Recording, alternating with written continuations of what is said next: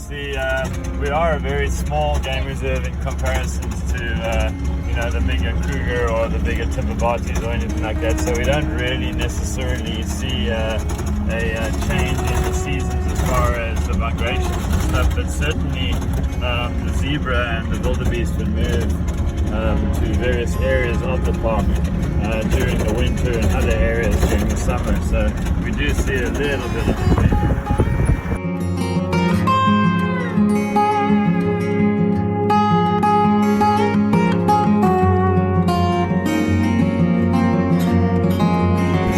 Bonamanzi, we have 7 white rhino, which includes a baby, probably about 6 months old, and then we've got our 4 black rhino. And the difference between the two is that one is a browser, one's a grazer.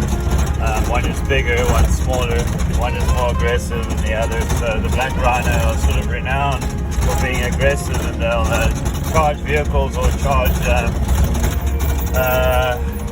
hikers or conservationists or whatever, so we tend to stay a little clear of them. We don't see them as much as the white rhino, but certainly our white rhino are also dehorned. Both species are dehorned, mainly because of the black market for rhino horn, but it's very necessary for a game reserve of any stature to have the browsers and the grazers in both species of black of rhino.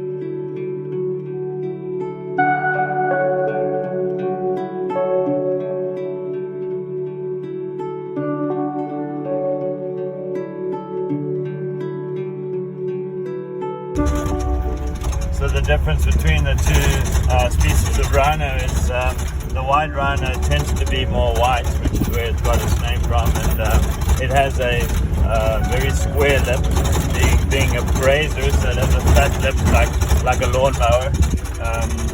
It also kind of has only one hump that's pretty wide, and it carries its head very low because being a grazer. Then the black rhino tends to be more sort of smaller but fuller, like stockier, like a pit bull. They carry their head a little higher because obviously they're grazers, browsers, and they have a hook lip on their lip, so it's a very definite hook where they'll grab a thorn bush or a branch and break it off, or slide their lips down the branch and grab all the nutrients from the leaves and stuff.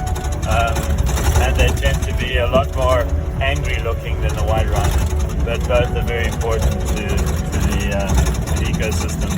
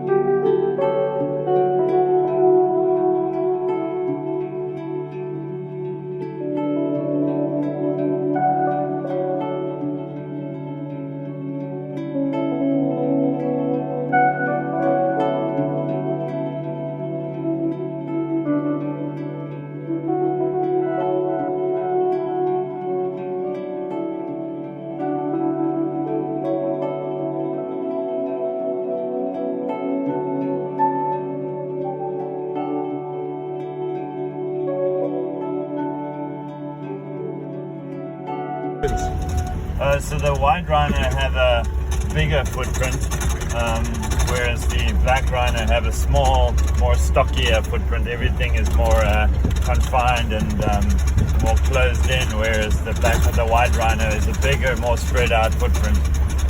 And again, with our black rhino, we before we released them, they were a transmitter was placed on the horn, so each of our black rhino is trackable, but we also cut in some grooves in the toe so that when we see the tracks on the ground, we can identify which of the black rhino are in that particular territory.